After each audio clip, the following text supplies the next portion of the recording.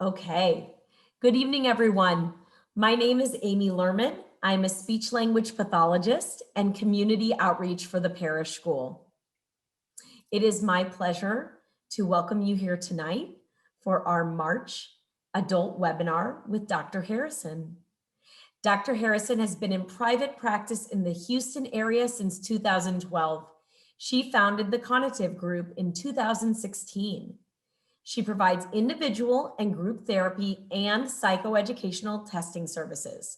She is also an in-demand speaker known for her talks on ADHD, autism spectrum disorder, classroom management, emotional regulation, adulting skills, and the psychoeducational testing process. She is an active researcher in the fields of ADHD, transition to adulthood, and autism spectrum disorder. Dr. Harrison is passionate about helping parents and children get to the root issues that are causing difficulty at home and in school. Before we get started, just a couple housekeeping things. While Dr. Harrison is speaking tonight, please feel free to direct your questions into the chat button at the bottom of your screen. If someone has asked a question that you were wanting to hear about and that you really like, you are also able to upvote their question by liking it. Dr. Harrison will be answering some questions during her talk, and the bulk of the questions will also be addressed at the end of her talk. We are so happy that you guys are here tonight. Thank you for coming. And Dr. Harrison, I am going to spotlight you and have you take it away. Thank you so much for being here. Oh, thank you for that wonderful introduction, Amy. I am thrilled. Here we are, guys. It's Tuesday night.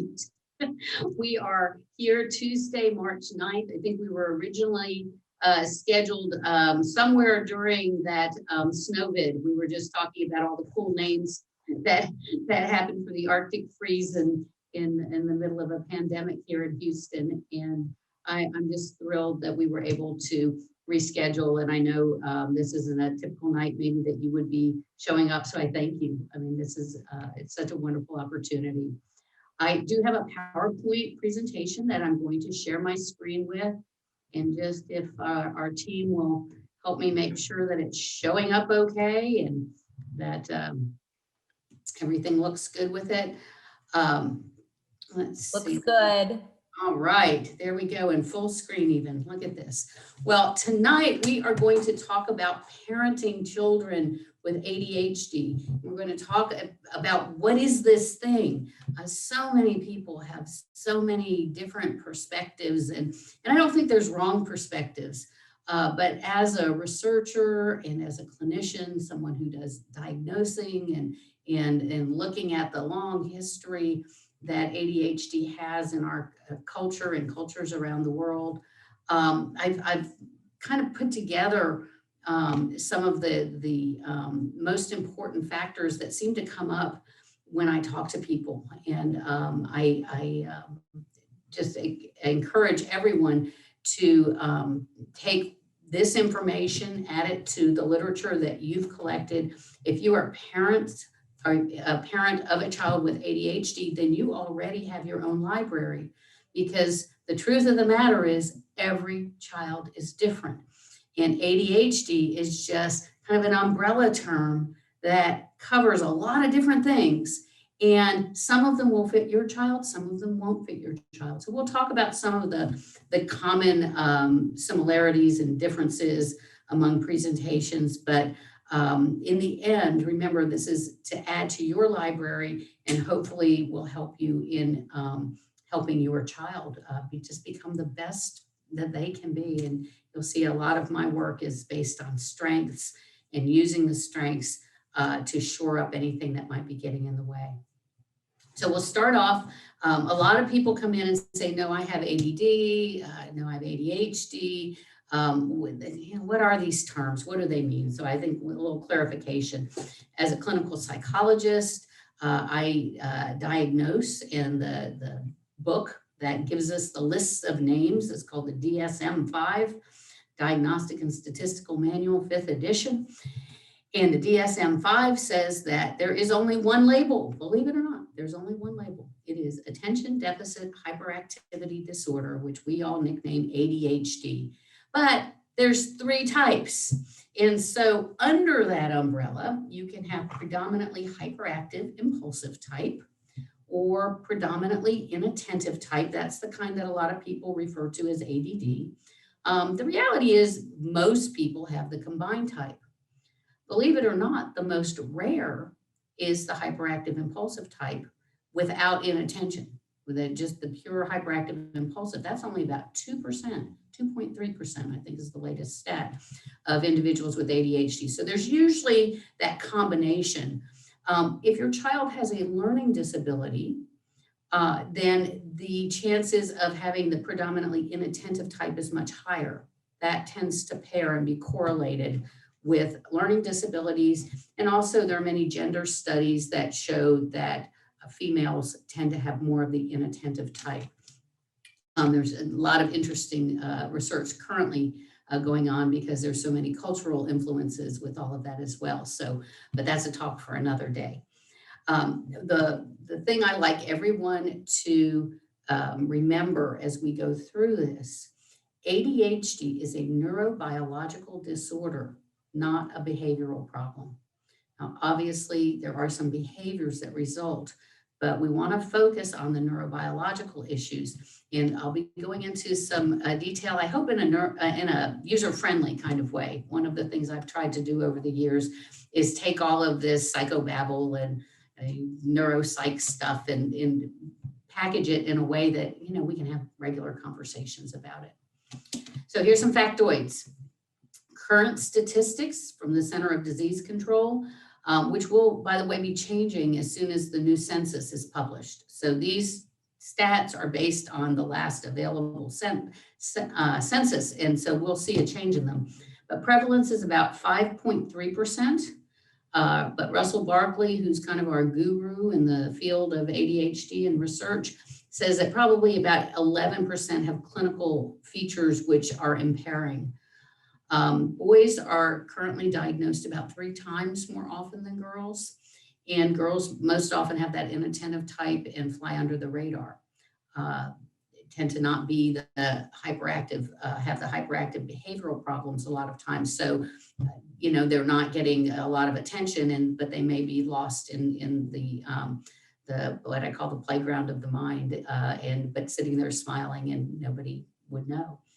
The inattentive type in both girls and boys often does not get noticed until schoolwork becomes more complex.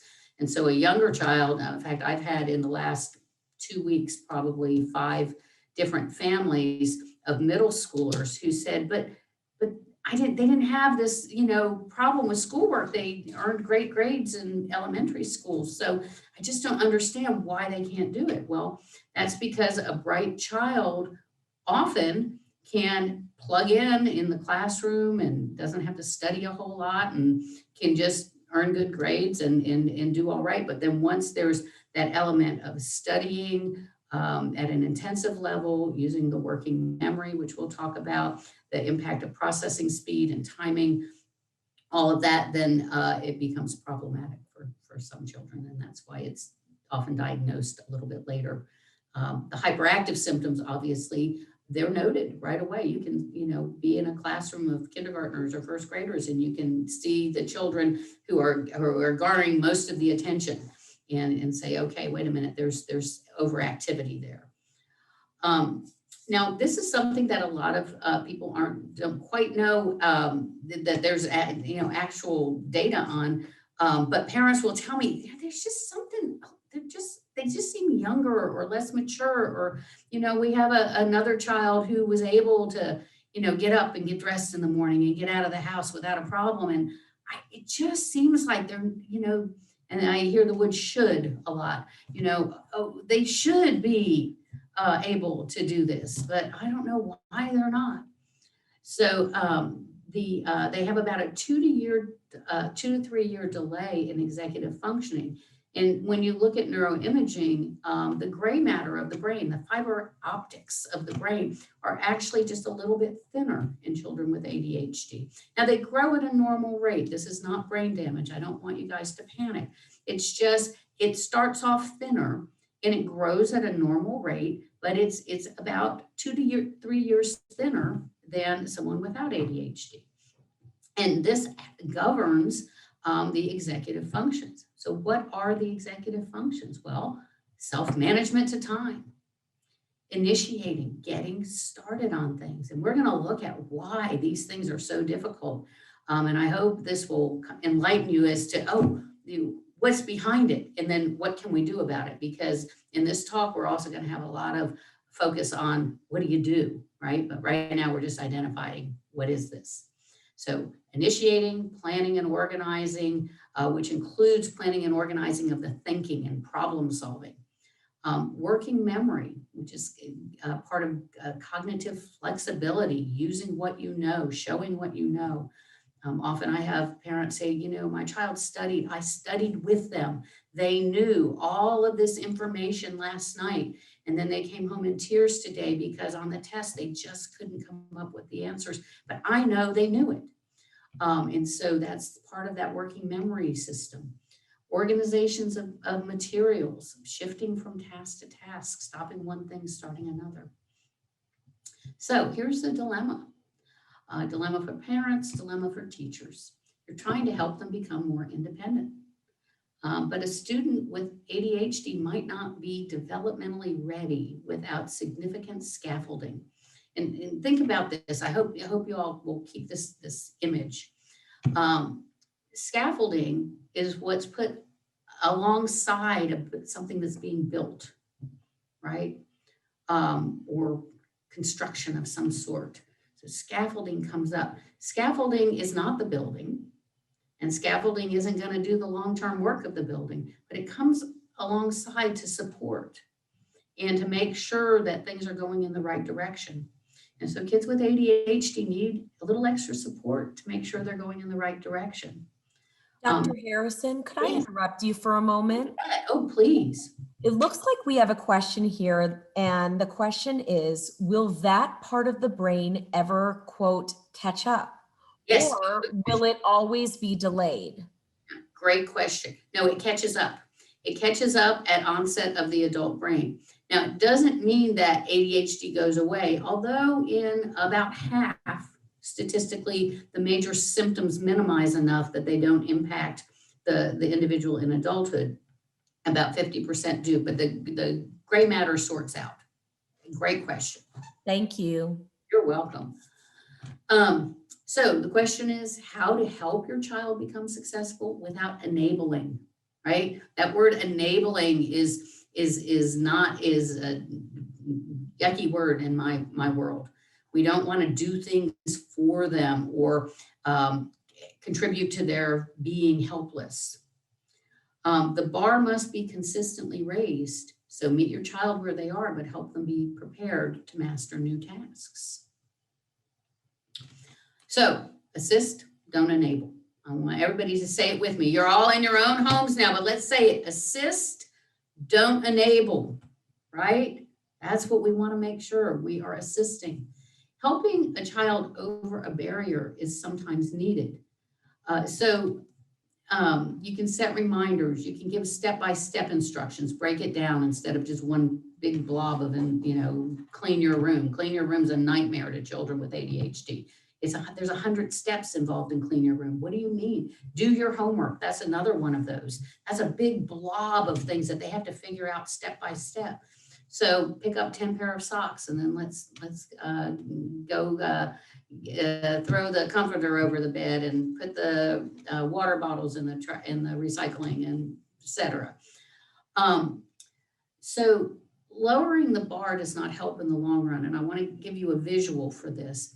So let's say there's a barrier or a little hurdle, kind of like jumping horses, equestrian in the equestrian world we see, and there's a little bar that's about here, and your child's legs are a little too short, and you're saying, okay, look, we're going to jump over this, but your child's legs are a little too short. Well, you don't want to lower the bar. so that they can step over it.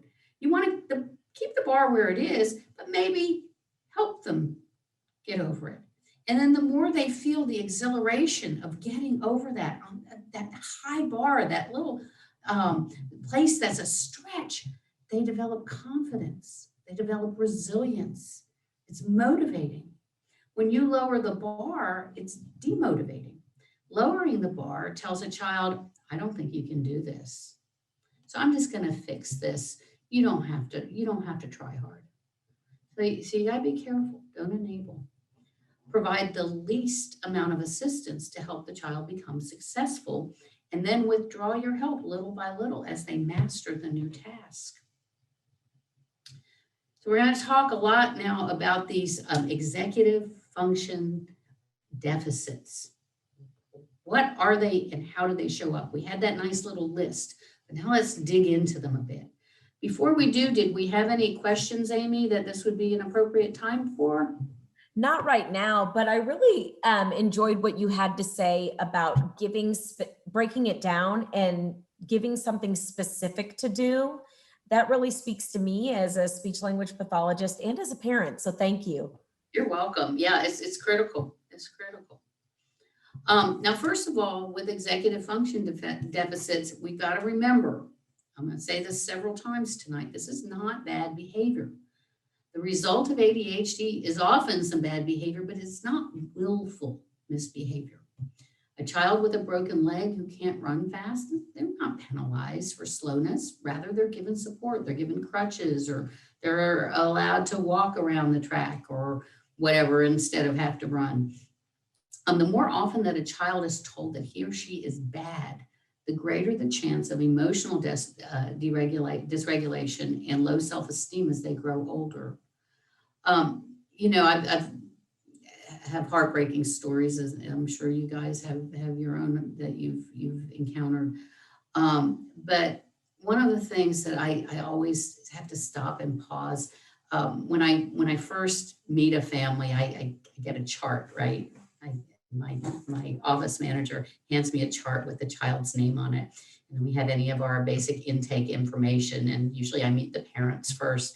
But my moment of absolute bliss is when I look at the name on the chart. And it's very rare that I don't think to myself, what a lovely name. You know, there's a lot of lovely names out there. And as a parent myself, I think about going through the process of how you pick that name. And when you hold that child for the first time and you look at their sweet little face, and usually you've got like their little hand clenched around your finger or something when they're newborns, and you call them by name the very first time. And just think about that for a moment, that soft voice and that absolute inexpressible joy. And as you share that name with others, and people say, wow, that's a really cool name. Where did you come up with that name? And so that child's name was born in beauty, in grace, and love, and affection. Well, just think about, let's say, a 5 or 6 year old, and the only time they really hear their name anymore is when someone's telling them don't, or stop, or why are you doing that, or you're in trouble, right? Just think about the shift of how that child feels about their name versus what you intended.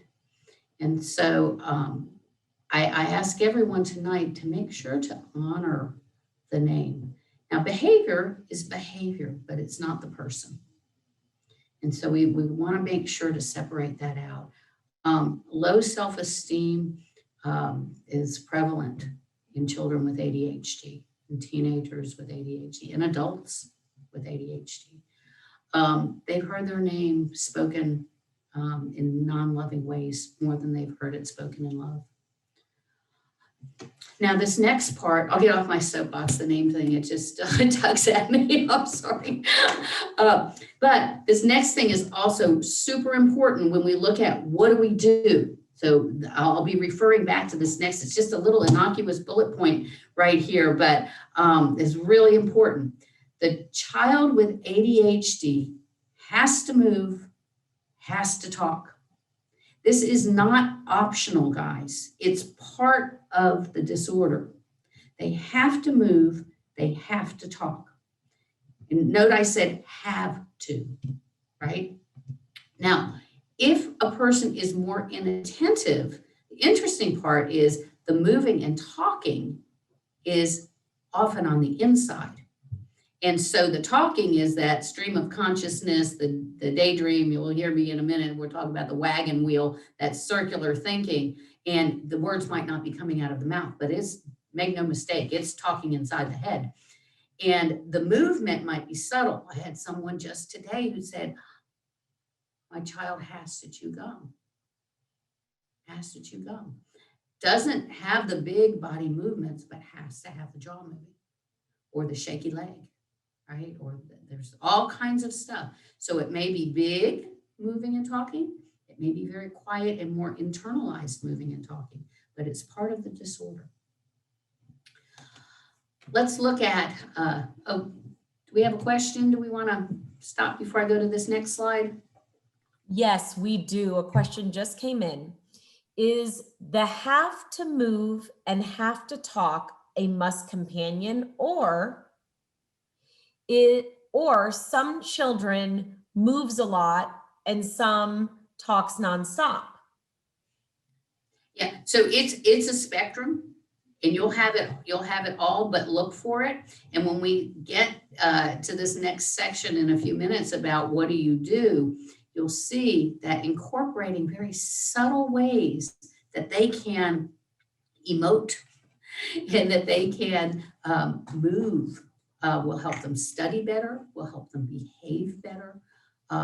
There are many things. So it's you'll see some who talk more than move more, some who move more than talk more. It's a great question. I'll begin I'll end where I began in the beginning, where I said every child is so different, and it is a lot. Thank you. Yeah. Okay, so the ADHD switch. This is not something you'll see in a textbook. I made it up, and I made this slide, right? So I just want to tell you that up front. But I made it up based on research and based on years of trying to figure out how to explain in a fairly simplistic way what's going on with attention deficit. And so the first thing is to understand that it starts as a sensory processing disorder. Now, I know, Amy, you know all about this stuff. We start with sensory processing. Now, not every sensory processing disorder is ADHD, right? So you don't confuse the two, but ADHD starts as a sensory issue. And that's because as little bodies are growing and developing in the preschool years, if they have attention deficit, there is one or more pathway that is either too big, too wide, or too narrow. And that is what triggers eventually what becomes ADHD with learning. Now, we don't diagnose kids with ADHD usually when they're super young, because it could just be sensory. It could just be that their sensory systems are developing and it's not ADHD, or it could be any number of other things. So not all sensory issues are ADHD, but kids with ADHD will have some sensory issues. And you may or may not notice it unless you're looking. A lot of times when we go back through the developmental history, and the parents will say, well, yeah, they wouldn't wear socks with lines in them, or they had eczema. Now, not everybody who has eczema has ADHD, but a larger proportion of children with ADHD have eczema as young children. There's lots of little things that when you look back, there's one of the sensory things, or they don't like the birthday party noise, but they're perfectly social, great, fun kids. But when they walk into a birthday party, they put their hands over their ears or have a little mini panic attack. Well, what does this have to do with ADHD? You're like, what is this? Well, that's where it starts. You have either wider or narrower pathways. All data that hits the human brain has to come somewhere, and guess where it comes through? The vehicle is the sensory system. We see something, hear, taste, touch, or smell. And that's how information from the environment comes into our brains. Our brain has to decide whether we pay attention to it or not. So the first stop of all that information, well, it's not the first stop, but in general, when we talk about attention, is the executive function up here in your prefrontal cortex. There's millions of circuits, little electron circuits, and they're all trying to help make sense of the data. So I think it's kind of like a switch. When the sensory information comes in, your brain says, pay attention to it, don't pay attention to it, pay attention to it, don't pay attention to it. And the coolness of the human brain is that the data is really neutral. So you can see behind me, I have this kind of creamy white wall, right? Well, I didn't think about white walls, and I'll bet none of you were thinking about the white walls. But if we're having a conversation, we're not going to think about the white walls unless I mention it. Now you're looking at the white walls, right? But when I was building out my office space and I had the contractor in here and they put up like 5 different swatches of creamy whites, and I had to look at them and I had to pay attention to them. And boy, I could tell you all sorts of nuances about this color of white after I went through that. And that's because my brain knew that it needed to pay attention to that. After I made the decision, I'm in this office all the time now, I don't really look at the color of the walls, and most people don't either. But when I needed to pay attention, I did. So pay attention, don't pay attention. Well, think about the hyperactive child for a second. The hyperactive child is taking in too much from at least one of the sensory ports, usually several. And so you might have the hyperactive child who actually feels intensely the feeling of their bottom on the chair, those nerves and everything. And it's just like, wow, I've got to, wiggle around because I am feeling that. Even if they don't consciously think they feel it, there's an over stimulation for movement, or sometimes they're too bright or too loud. And so you look at all of these tastes, we have a lot of taste sensitivities, and the brain has to decide, do I pay attention? Do I not pay attention? Now, after that happens, then the information goes to wherever it's supposed to go most of the time. And that's where we get into this thing called processing. So processing, go with me for a moment back in time to your high school science class. And we have the atom. Everybody remember the atom? And you got, what is this? The proton, right? And then you got the neutron, just hangs out there looking cool. And then you got the electron who does all the work, zoom, zoom, zoom, zoom, zoom. Well, so when this switch allows the information to go through, it is being processed. Now, in a typical brain, you've got all these millions of circuits firing all the time, and things are going zoom, zoom, zoom, zoom, zoom, zoom. But when you have attention deficit, the path is not as smooth. And that's because one of the other neurobiological features of attention deficit is that there's an underproduction of some of your neurotransmitters, namely dopamine and norepinephrine. And dopamine and norepinephrine, they help give the juice to the electrons, right? They fuel the switch. And so instead of zoom, zoom, zoom, you have zoom, pause, zoom, pause, zoom, pause, pause. It's an erratic pattern usually, and it's not in every circuit at every moment, but it's enough that every time there's a pause there, that data communication bit, that little piece of data drops into the black hole of the brain. And that, my friends, is inattention, never to be recovered again. So it's kind of like, if we've all had these cell phone calls where we're, talking to someone and we're in the car and we drive under a bridge and we lose a word, right? And it's like, yeah, I know, I went to, and it was so fun, right? And so we're not going to get hung up on it unless we're supposed to meet them at that place we just didn't hear. But we kind of keep the conversation going, and it's not a big deal. And so kids with ADHD, I want to tell you, they are working so much harder than everyone else because their brains are always trying to make up where they left off. And it's usually just a nanobit, just a tiny little bit.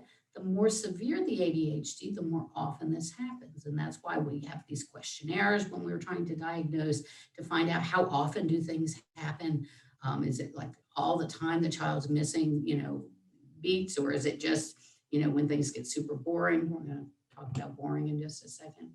But that's what processing is. So zoom, pause, or zoom, zoom, zoom. That's processing. And so whenever you hear about ADHD, you're usually having conversations about processing speed or ability to process information.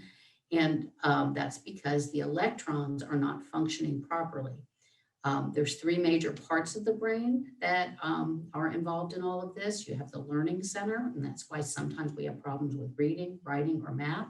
Sometimes a full-on disability, sometimes not a full-on disability. About half the time, there's a pretty significant gap in the learning domain.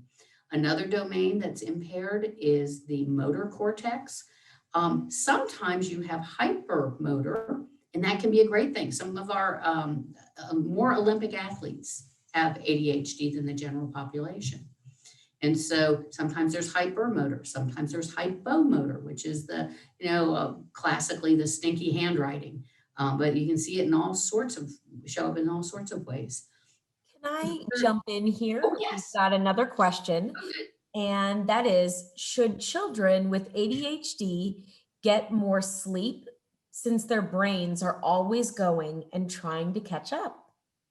Oh, sleep. Oh, so we can have a whole other series on sleep, because often sleep is disrupted because their brains quite often don't shut down. And I usually see two extremes. I see some kids who they are so exhausted at the end of the day, crash, and they are out. They are just big lumps of, clay just lying in the bed. They're so laying in the bed. They're just so tired. But then I have others who they can't stop the overstimulated brain.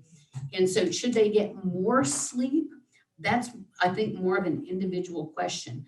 I have a whole other series of talks on sleep, and we are a sleep-deprived nation. Yeah. And so you can Google, and I can give you some general rules of thumb, but you better just Google the how much sleep does a person need, and you'll find that the average child is about an hour deprived. The average preteen is about an hour and a half deprived. The average teenager is about 2 hours deprived, and the average adult is about an hour and a half deprived. So kids with ADHD fit in that range. We're all sleep deprived, I'm sad to report. And you guys know it because it's 7:45 on Tuesday night, and you're like, gosh, I'm hanging in there, right? I can feel the vibes that you're all just hanging in there, and it's because we are tired. And then you add stress. That's a whole other thing. Okay, so the third part of the brain. So we have the learning center. You have the motor cortex back in here. And then the third part is in your subcortex. There's a little gizmo in there called the amygdala. That's your emotion regulation center. Especially, it's just a little binary fear sensor is where it starts and does most of its work. Be afraid, don't be afraid. Should I run from the tiger or not? It's helped us stay alive for, since the beginning of time. But that wonky processing hits the amygdala, and more often than in the normative population, it triggers the amygdala to say, oh, I need to be anxious about something. And it then connects to the autonomic nervous system, giving the child a little shot of adrenaline, and that puts them into fight, flight, or freeze. Again, we can talk about anxiety in detail, but most kids with ADHD experience more anxiety than you would imagine. It's very common. Not often, sometimes anxiety disorder levels, but most often just in those little moments that happen when, just think about it, you lost a thought and you were trying to hold it. And so your body gives you a shot of adrenaline. Adrenaline, the first thing it does is it shuts down your logic, so your concentration goes away. And so a lot of these meltdowns that our parents will report, they're actually little panic attacks. And so fight, flight, or freeze, remember those things.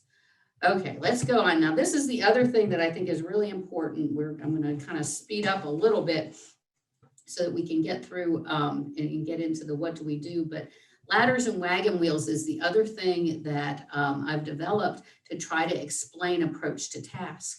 And since the very beginning of time, we had linear thinkers and we had circular thinkers.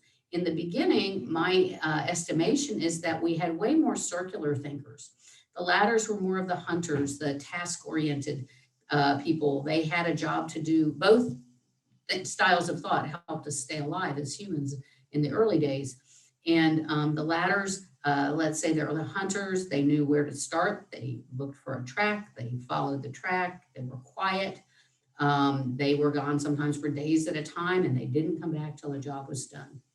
The wagon wheels, on the other hand, they did everything else. So these were more creative people. They had to invent things and problem solve in the moment.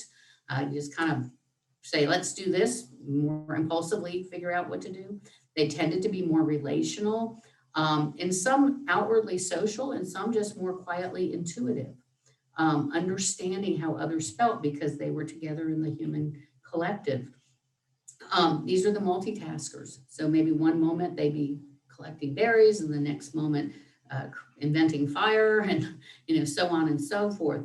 And the thing that triggered them in their quest for multitasking was whatever needed to be done, what was ever in their face. So you fast forward through any society. I love to look at the Greeks and the Romans.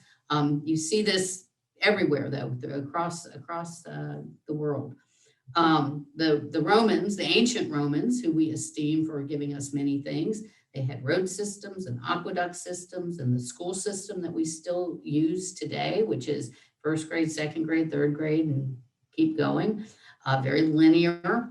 The Greeks, the ancient Greeks, their philosophies gave us depth and breadth of knowledge that we still study. And it's amazing when you think about how they thought about things.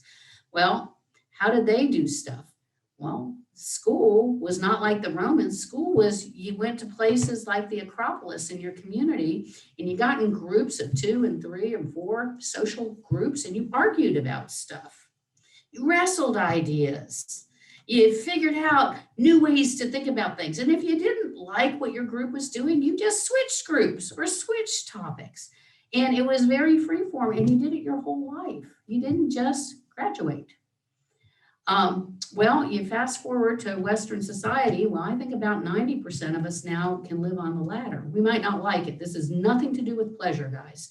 But we get up, we get dressed, we go to school, we go to work, we do our homework, we do it, right? We might complain about it, we might love it, but we do it. Leaves about 10% over here. Now remember that stat, 5.3% of the US population has ADHD.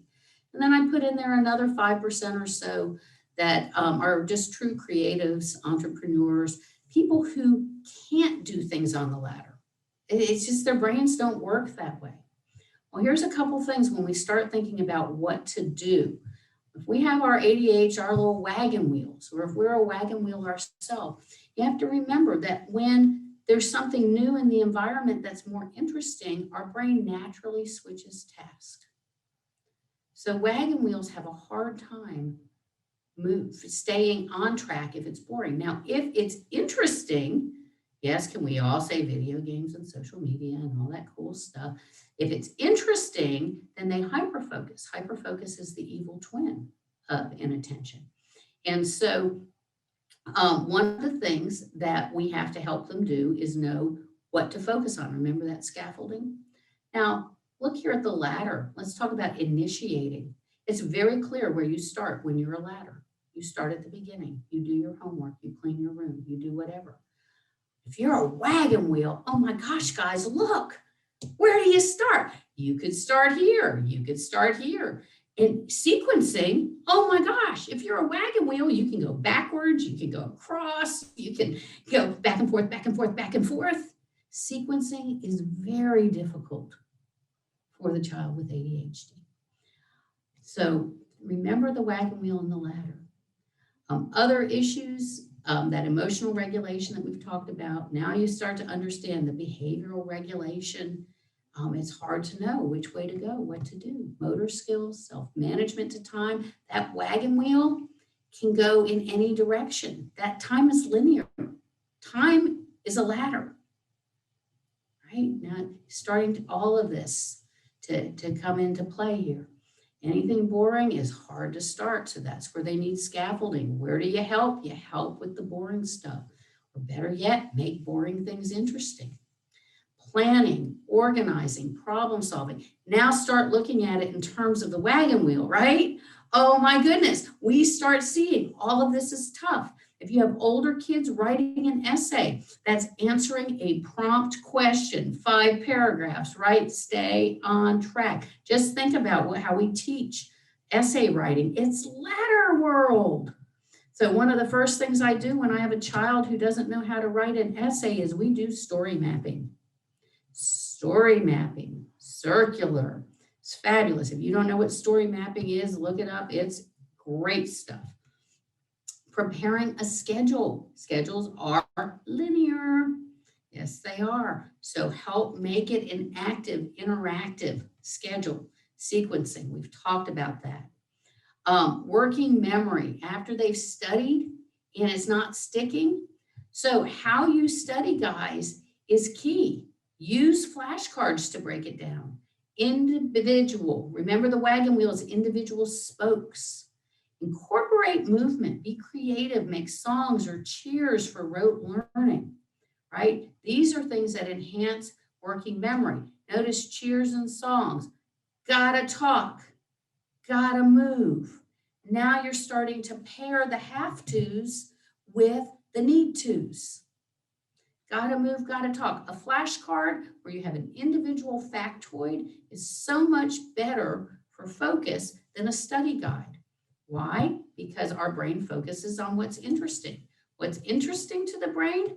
Something it's seen before.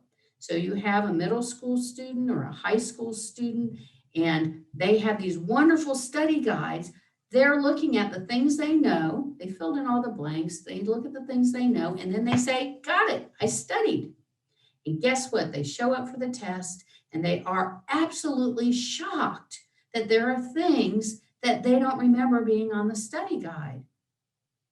So you have to break it down into individual factoids. Dr. Harrison, Yes. we have got a great question here. It says, how do you help a child with ADHD when you have ADHD yourself? That's the first question. And guess what? It's usually genetic. So chances of someone in the immediate family having ADHD is pretty great. I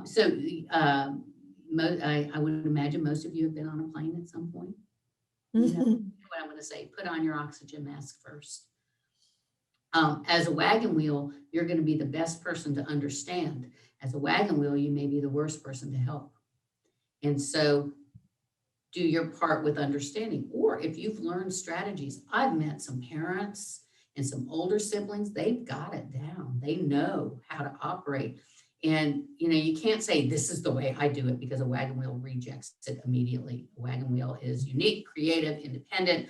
You know, we do our own thing, right? So you can't tell a wagon wheel that's how you do it. We say, ooh, let's brainstorm. Maybe we could, I don't know, like use flashcards and run back and forth to the fence and tape them on the fence and go get them and find answers. What do you think? And then the wagon wheel will then give you an even better idea, but you're heading them in the right direction. So yeah, you have to know your strengths and weaknesses and then partner up with someone who, and by the way, in most relationships, a wagon wheel will tend to meet up with a ladder, and so there's usually a ladder somewhere lurking in the background, usually very frustrated by all the wagon wheels, and so you give everyone their own roles and responsibilities. We've got one more question, Yeah. and that is, how do you tell the difference between enabling and supporting? Yeah, enabling is if you're doing more of the work than the child is. Oh, got that. Supporting is, hey, the kid's doing it and you're just there to, help keep them on track. The moment you cross that line and you're doing the work, or you're giving them like 9 of the 10 words in the sentence that they need, not so good. Okay, thank you. Sure. Organization of materials is tough. Ladders have a system, right? If you look at backpacks, lockers, bedrooms, look for that circular pattern. There's almost always a circular pattern. Wagon wheels classically have stacks, and quite often they know what's in there. Wagon wheels are very intuitive and they know a lot. And if you mess with their stuff, if you're a ladder, do not organize their stuff. Help them come up with a system that works. Clear bins to put things in. Dresser drawers, they are disaster for a wagon wheel. They are hidden. All the stuff is hidden, and then they can't find their stuff. And so you wonder why there's piles everywhere. Well, at least they can see. So if you want organization without the chaos, but you want your wagon wheel to operate, have places where they can see things. A new system will only work if it works for the person who uses it. I'm going to speed through these next couple real quick, and then we'll have all the time for questions. We're kind of getting down there. Shifting from task to task is difficult, and there's often these emotional reactions, right? Because they're hyper-focused, and you're ripping them out of whatever they were hyper-focused on. And hyper-focused, by the way, is the evil twin of inattention. And so you want to help give heads up, and whenever possible, have the child have their own ways of reminding. I use, you guys know these things. Let me grab it real quick. The time timer. I'm sure you guys have them all over the school. Make time visible. Yes, so I think this is critical for kids with ADHD. That's the little bell that goes off. And so help them have ways to make time visible for themselves. Multi-step processes, we've talked about that. Do your homework, wash the dishes, clean your room. That's a big hornet's nest, and you got to help sort that out a bit. So what can a parent do? Well, first of all, partner with your school. If it's schoolwork related, find out what the school needs and expects, and talk about the issues that need to be addressed. Make sure you're consistent at home and school. Consistency is the place where I see more people get off track. When you change something in one environment, then change it in the other. So if you're using the planner is required at school, then make sure the parent is checking the planner at home. If you are expecting homework all goes out on Monday night and is turned back in on Friday, then make sure everybody knows that means we need to break it down a little bit at a time. These big clumps of homework are really nice because you can retrofit it into your schedules, but at the same time, a lot of families don't realize it really means that the scaffolding needs to be every night to make sure they stay on track. So, make sure you're consistent and continually raise the bar. Of course, if you're at parish school, they're helping with academic accommodations. If you're in other environments and you're not sure what you can do, then talk to your school, talk to the counseling or advising department, whatever your school has, and see if what's needed to meet criteria for those accommodations. They can really help. That's helping the child over the bar, remember. Some elementary students need behavior charts to stay on track. I think they're personally a pain in the neck because we start with them and everybody has really great thoughts about it, but then, they're hard to keep up.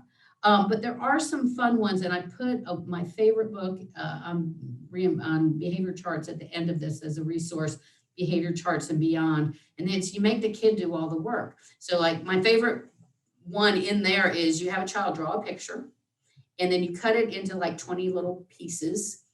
And this can be at home or it can be at school. And then every time the child performs a wanted behavior, does something, they get one piece of their picture back.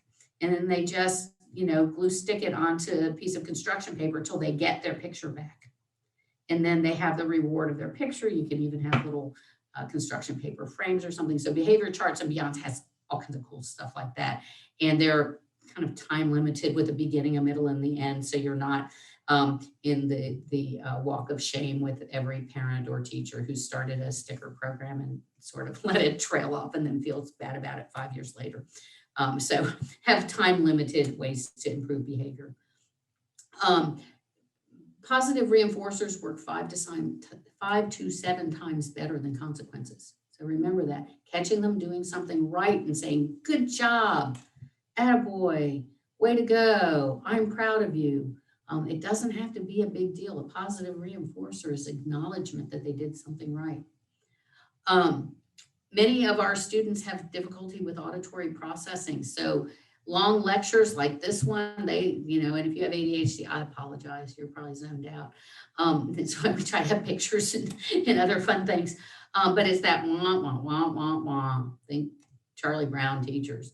So you want to break up talking points with 5 to 10 second breaks. Okay, everybody stand up, clap your hands, sit back down. That's a break. A break is not a new activity. A break isn't, let's play video games for a half an hour.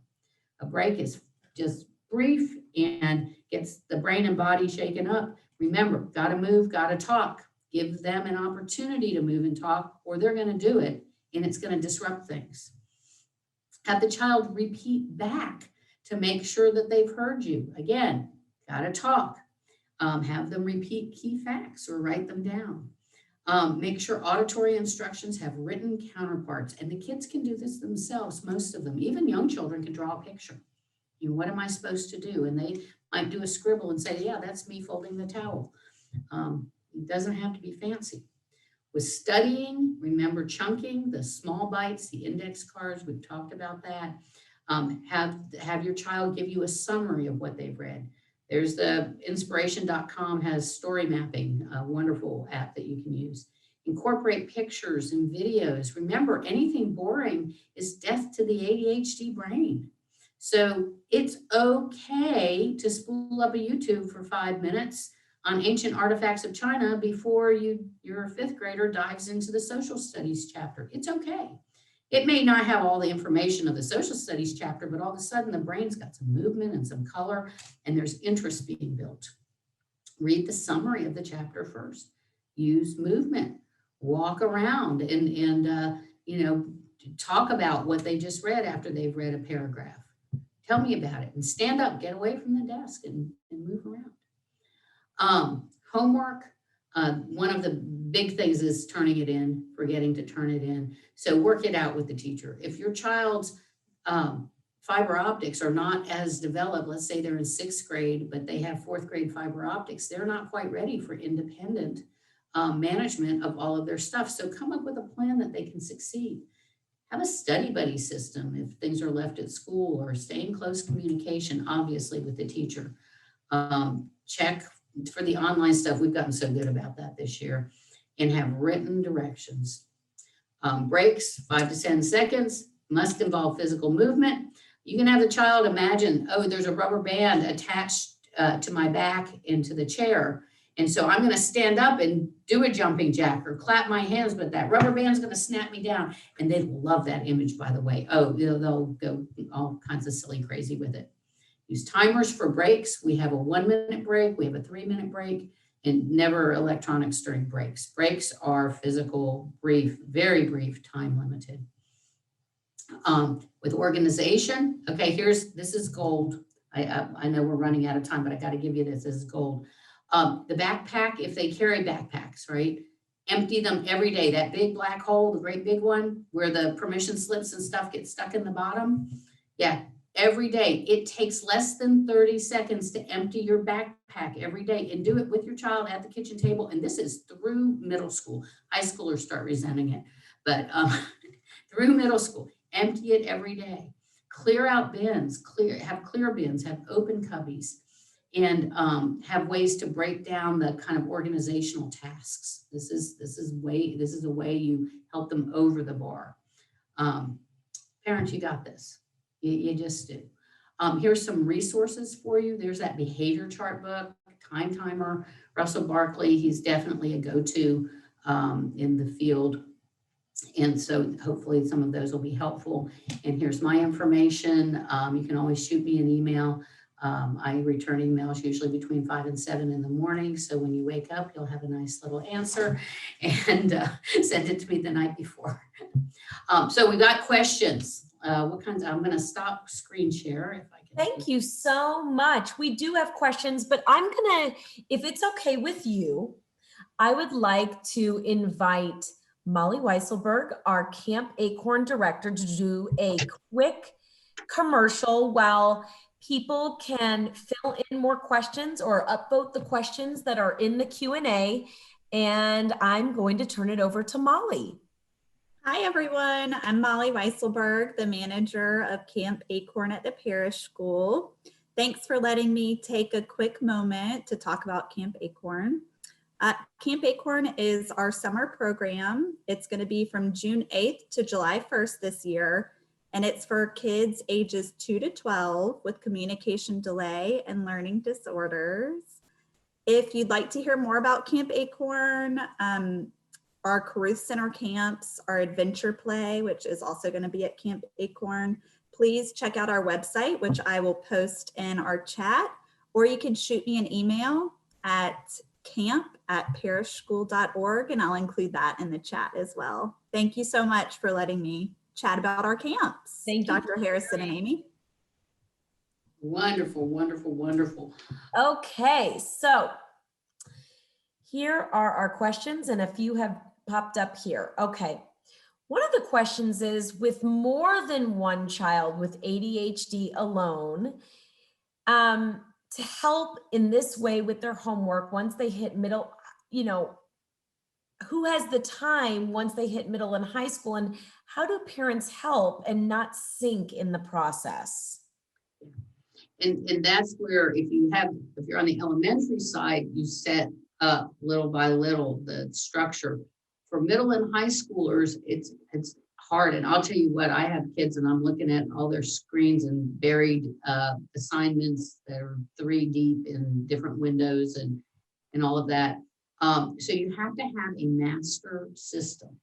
And the best practice that I've learned from my families is that people who are doing this day in, day out is have a night of the week or a morning of the week. You pick a time and you dedicate a half an hour to that child.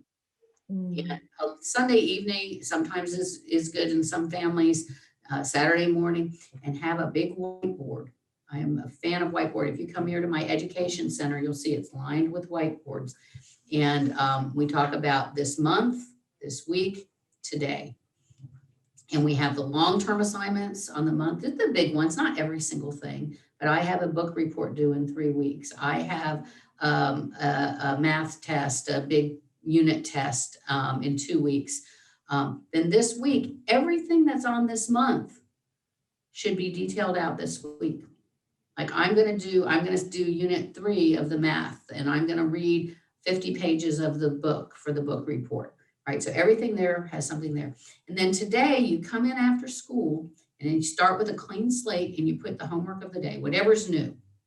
And then you take something from this week and you do something. Now you might say on a real busy day, I'm not gonna read for the book report today, but you look at it and you make that choice rather than ignore it.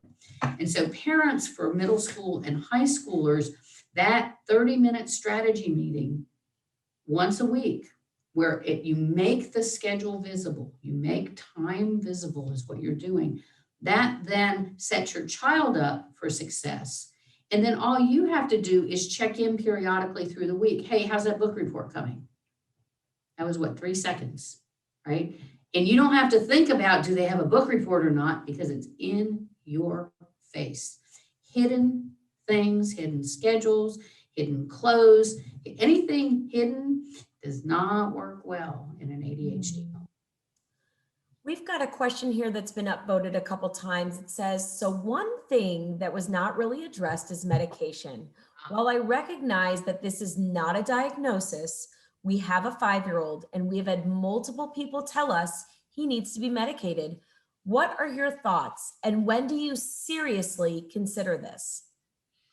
So medication for ADHD is statistically effective about 85% of the time. It's the most, stimulant medication is the most effective medication that we have in the world of medicine. 85% is huge.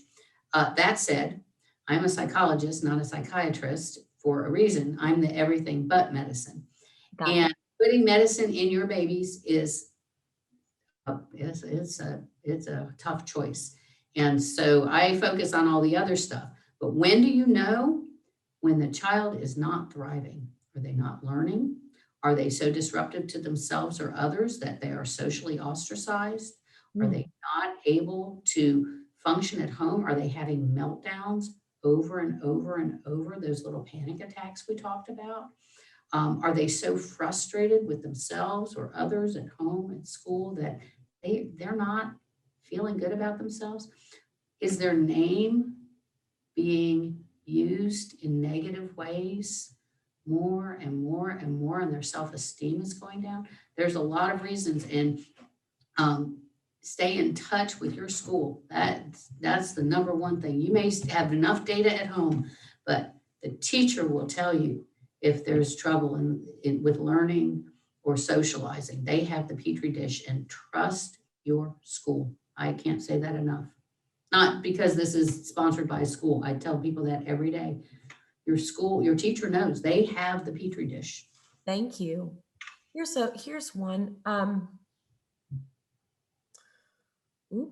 They're moving. The questions are moving, and then people must like them. Here we go. Can you speak to any statistics on population of ADHD children who are and are not medicated to help? Let me see. You kind of just spoke to this. How long are children typically on meds? Can you suggest studies that tend to support either way, or did you kind of already address this? Yeah, I mean, as far as the literature, I'd have to get out on I've got tons and tons of stuff. The classic studies are called MTA studies. They're in their, I think, 6th iteration now over the last 30 years.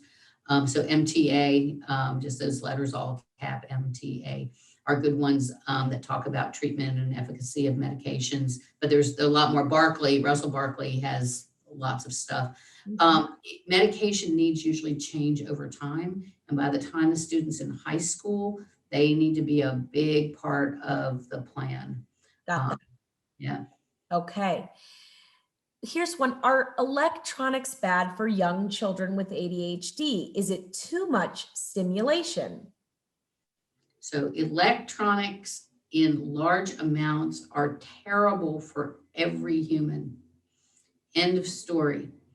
Children with ADHD have extra problems because of their ability to hyperfocus. And electronics vary. You've got your cell phone. I'm just about, in a couple months, you'll probably see stuff. I'll be doing a lot of media blitz. I'm finishing an online parenting workshop of 3 sessions. And half of the second session is all about screen time parenting. Wow, that is outstanding. Yeah, I know so many of us need that. Yeah, but man, let me just say one thing about it. When you play a video game, the part of your brain that lights up when you look at SPECT imaging is the same part of the brain that lights up with hypnosis. There's a sense of peace. Time management just completely goes out the window. Can you see how this is exacerbated with ADHD kids? And then when you pull them out, you're pulling them out of a hypnotic trance. And that's why our kids get mean and spitting ugly when we pull them out. And some adults too. Wow. Let's see. I would love good ideas of how to help our mornings be calmer. I have a 3-year-old, a 5-year-old, and a 7-year-old to get ready in the mornings along with myself. My 7-year-old wakes up a huge ball of energy, running, dancing, singing, distracting the other 2. I hate to say it, but I hate the mornings and I don't know what to do. Says every parent in an ADHD family ever. Yes. And here's the thing. Look at what we talked about. Self-management to time, planning and organizing, breaking down big tasks. Get ready. Oh my gosh, that's like clean your room. So having a checklist for all, having a specific morning checklist, having preparation the night before. And kids as young as 4 can pick out their clothes, or even 3-year-olds. Sometimes they'll be like ballerina tutus or something, but they can pick out their clothes for the night before. Their backpack can be by the door. They can have everything ready, fancy breakfast. Of course we don't need that. Nice sometimes, but yeah, save that for special days. Pop-Tarts for all with a multivitamin. What will your children eat, right? I think we overthink the things that make life more complicated. So have a plan in place, have as much done the night before, and be ready to just rock and roll. Some kids sleep in their school uniform. Sorry, they do. Because getting up and getting dressed is too much. Okay, so just put fresh clothes on in the evening and let the guilt button turn to the off position. Do what works to make your mornings wonderful, and they can be. Checklists, simple, like 5 steps, not big, are very effective for a lot of kids with ADHD if they make them themselves. If you make them and print them off the computer, they'll never look at them. Dr. Harrison, I want to respect your time, and we have already gone over. So let's go ahead and take one more question. And I will read this one here for you. How much does the child's early environment, first 3 years, contribute to ADHD in children? Do you find that many adopted children have ADHD because of early childhood trauma? Oh, that's a big question. So nature versus nurture. So we know most ADHD is genetically transmitted, and that's the way most of it happens. But there are ancillary ways. There are some environmental issues. There are, children born addicted to substances tend to have forms of ADHD. Children exposed to toxins sometimes have forms of ADHD. So there are other, I don't want to, it's very complex once you get past the genetic part. So the genetic part is the biggest part. So before age 3, unless they're in, what I call a dramatic environment where something is really way off balance, it's typically genetic. Now, adopted children who are adopted, it's the same kind of thing, but more prevalent. Well, so if you think about all the things that contribute to attention deficit and all of the behavioral issues that stem from it, who is more likely to, as an adult, have difficulty parenting or difficult? So there is a higher percentage of adoptive children with ADHD. But that usually goes back to genetics, but then there's also all of those other comorbid issues. So before age 3, what you want to do is keep an eye on sensory, remember the early stuff, and helping them learn to manage themselves and manage their environment. And if you have a child who is having just a tremendously difficult time self-regulating, you want to help them with that. It doesn't mean they have ADHD, but they might. And young children, I guess we can end on this one last little comment here. Most preschoolers have executive function disruption. That's why circle time works good. That's why very short bursts of activity work. And why would I say something outrageous like that at the end of this talk on ADHD? Well, it's because of brain development. Up until age 6, all of this stuff in the prefrontal cortex is just growing and developing. And you go through stages where you're getting long-term memory, and then those little pathways are pruned, and then you get the working memory to develop, and your body and brain are all different places. So it's very normal for a preschooler to act like they have ADHD and they don't have it. It's just because they all have it. So This is great. I think I'll stop on that. Before I let you go, I did have one parent ask if you could share the resource for the behavior charts, your reference real quick? It's on the last slide, and I tried to upload the slides here, but I'm not able to. So were you going to send those? Yeah, I let her know, but just in case, she wasn't sure if the behavior chart resource was on the slide or not. It is, and here, I'll show you real quick, because this is kind of easy to do in the world of fancy pants electronics now, right? So here's this, and these are the, oops, sorry, wrong one. These are the resources, and there it is right there, Behavior Charts and Beyond by Tracy Milanese, MS. Okay. Thank you so much. Thank you. So, Dr. Harrison, thank you so much for joining us this evening. I know just for my own children, as a professional, we are just so thankful for our relationship that we have built with you, and you really gave of yourself this evening. I know I can speak for everyone that was here. It really resonates when we are looking at ADHD as a neurobiological and not a behavior. Yes, behaviors result from this, but really all of the encouragement that you gave us, like, parents, you've got this. We need to hear that, and breaking things down and